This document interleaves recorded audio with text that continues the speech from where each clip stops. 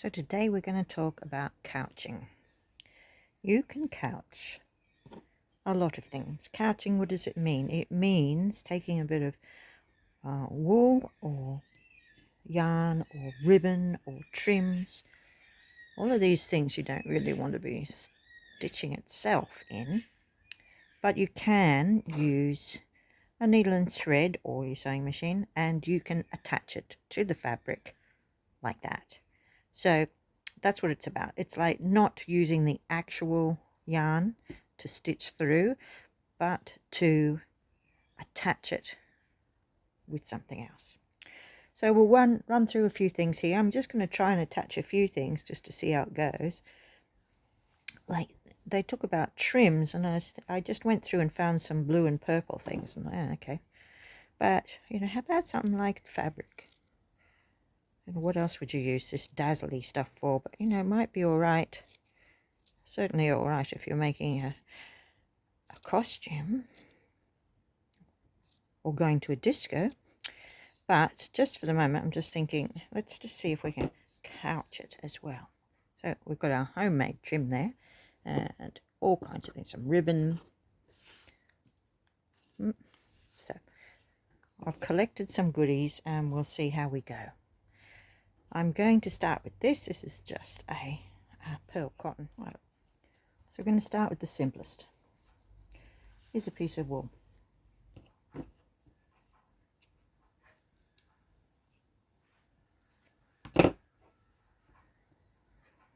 And I've put a knot in the bottom of my needle, threaded pearl cotton, or I will do. Here we go. Okay, so I've sorted. There. I'm going to start here.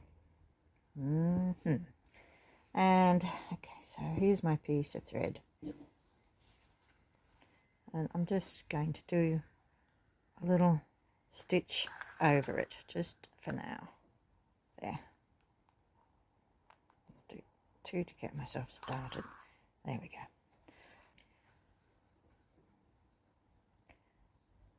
When you travel forward, you do it underneath so you can't see. Well, this is one way. See? And now, see, I've already done a double stitch there. I could do a single, but getting into a mess already.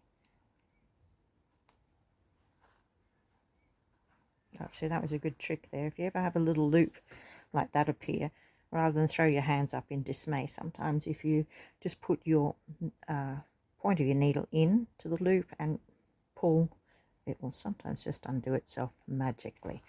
I always try that first. So you see what we're doing? I'm going forward about the same amount, and then I'm doing a little stitch underneath there, like that. There's that loop again. That's a perfect opportunity to show you. See it? I'm going to put my needle in there and pull on one side. If that didn't work, I'll pull on the other. Sometimes it just magically goes. Anyway, that's just something I like to do. So if I didn't want to do that, but that's quite effective. Look at that with just a little bar stitch sort of thing. So, or you can do something simple like here. I might try this. I'm going to just do a running stitch, and I'm just going to stitch through that. See, it's still attaching it to the fabric, which is the point.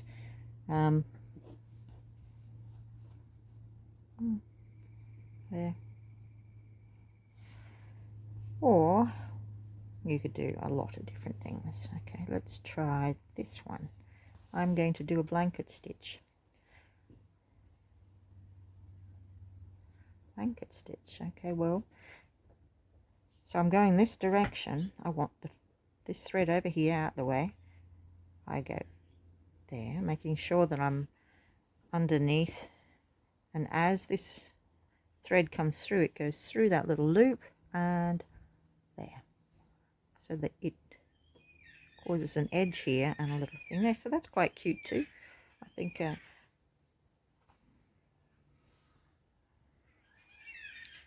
you can see. Yeah. So blanket stitch was originally used back in, well, it's called that because it was done on the edge of blankets, I think. It's also a buttonhole stitch. They used to do that back in the day when they didn't have sewing machines to do it. They used to hand stitch around the fabric, in the cut fabric where the buttonhole is, and use this.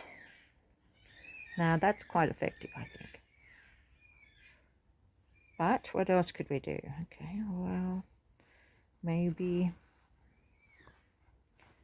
so the simplest is just to go up over your thing that you're trying to couch, down again, so, and then underneath bring it forward so you can do another. So we did a bar stitch there.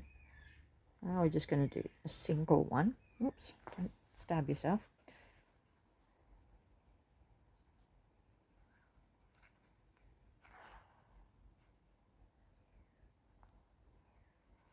Now I could have used the purple yarn, the purple thread with that yarn, and you know, it would have dissolved into the background. You wouldn't have noticed it, but I thought I quite liked the idea of using the thread that you're using to couch it down as part of it at some stages. What else? Okay, well, we could do a chain stitch. You'll find all the embroidery threads, well, if not on my site, you'll find it everywhere, how to do these things. But look, you can just use your decorative stitches, and you'd go chain stitch, it's down, up there, making sure I'm attaching that piece of yarn, and the loop, this is the important thing. I'm holding this out the way so that when I go through, when I go through, it'll be like that. Oops, that one's a bit of a mess. Not that I'm terribly worried. I'll do another one. And another one. Quite like that. I quite like that that it didn't work. I quite like that it went off to the side, because now I'm having something interesting occur. I love mistakes. Yeah, so in the same way, I mean, I could decide, well, I'm just going to go offline here. Why not do that? And then I can come back around, and I could attach it at the next spot.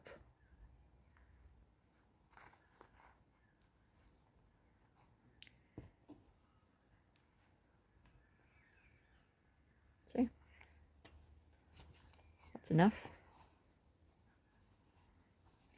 So you're getting the gist. We do whatever we like, basically, as long as it's attached somewhere along the line.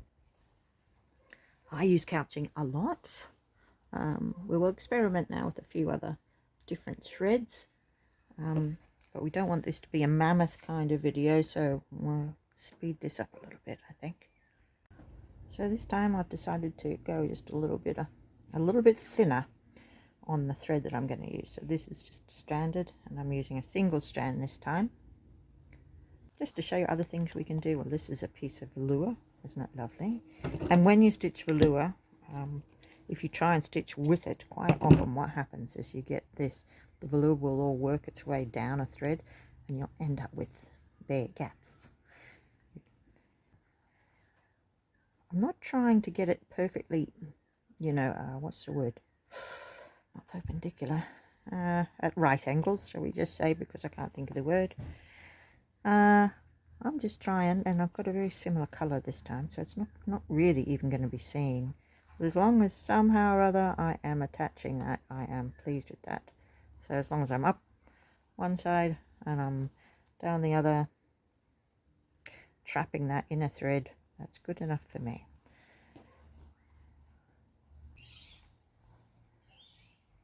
But we'll just try and get a few down here, and we'll just look at how easy it is. I might even do a few more fancy kind of ones, but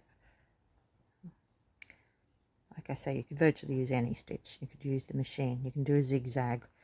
You can hold it down any way you like. If you wanted to be having it in a perfect line, or you wanted to have it in a perfect curl or something, or a predestined destination in mind, then you could just use your disappearing fabric marker. Oh, looky. So I could attach that so that it was on both edges. I could do a running stitch up and a running stitch back, but I'm going to try something else. I'm just going to start by doing a small stitch underneath. And the whole thing I'm wanting to do here, I think, is I'm just going to try and do a much smaller stitch. You see what I mean? A much smaller stitch than the width of this. So here's my line. I'm going to go here. I'm just going to do I'm going under. Right, then we travel up. Right, now I'm already in position for the next stitch. So, and this time I'm just going to look at that tiny stitch, right? See it? And it's going to pull all of that trim in. There. So I could do a couple like that. A couple of stitches there. You might decide you want more of it showing, and so therefore you go forward further and don't have it quite such a small stitch that you're doing, maybe a bit bigger, so it's only bring it in a little bit. See what I mean? And we've got more like that, and you can coax it just so it doesn't, you know, bring the underside up if that's what your desire is.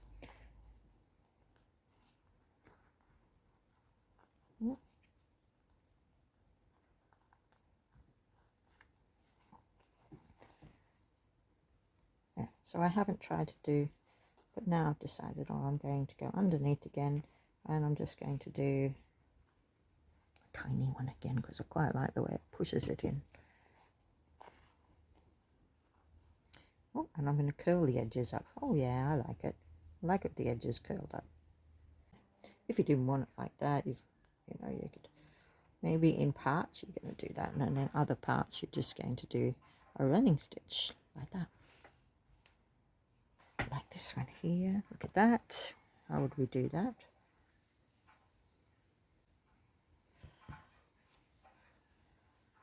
That is just lovely. All right, we've got that one. I've got this. Got fluffies. Eyelash. So all kinds of things that could go down and probably will. There's another one.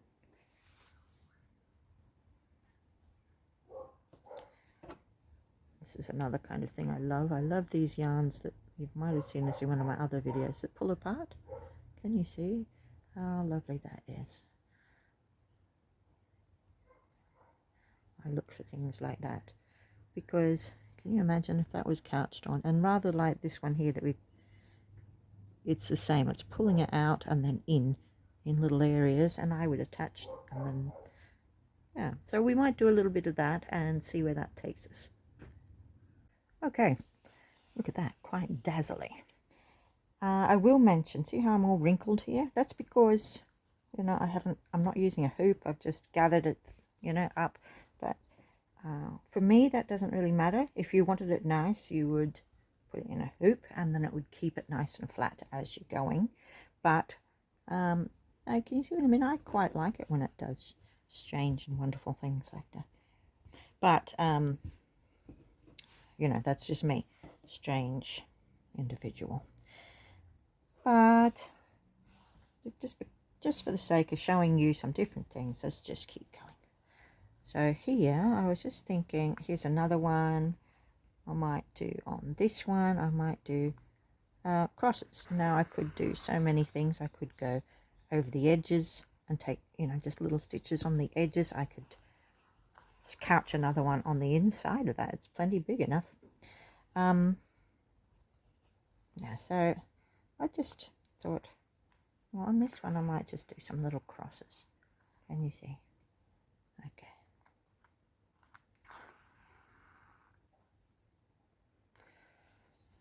So sometimes when you're experimenting these little sampler things, if you choose colours that go together, you can actually just frame it because they look pretty good, or make a bag or what have you. But it's always about colours.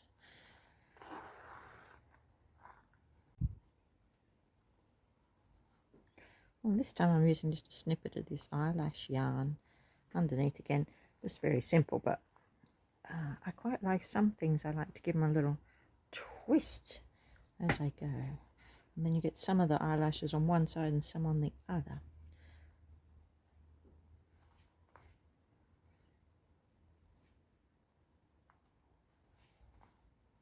And it just ends up very interesting.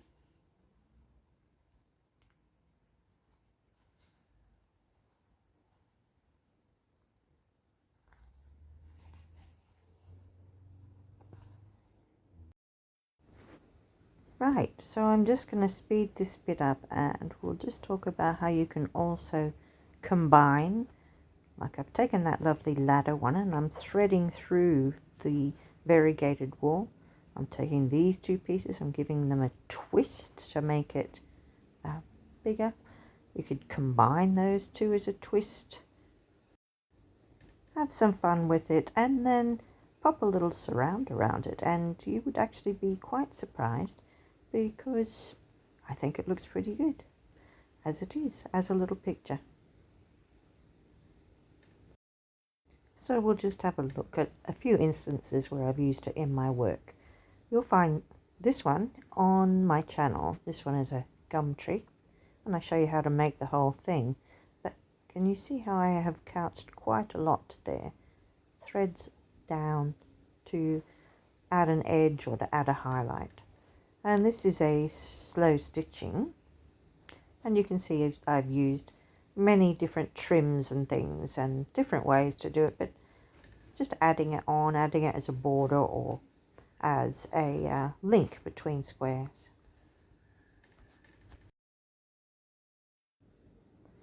And here comes another one, same, and I've got a lovely little running stitch on that thicker yarn, and I've twisted and added it in lots of different places in different ways.